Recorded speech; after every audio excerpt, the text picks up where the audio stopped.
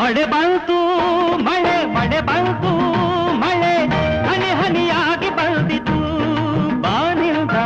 ಕಾಯೂರ ಕೆರೆಯ ತುಂಬಿತು ಆನಂದ ಕಾಯೂರ ಕೆರೆಯ ತುಂಬಿತು ಮಳೆ ಬಂತು ಮಳೆ ಮಳೆ ಬಂತು ಮಳೆ ಹನಿ ಹನಿಯಾಗಿ ಬಂದಿತು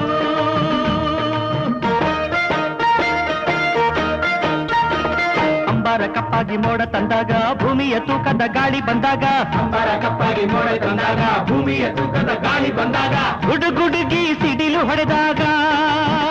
ನಮ್ಮ ಮೊರೆ ಕೇಳಿ ದೈವ ನಕ್ಕಾಗ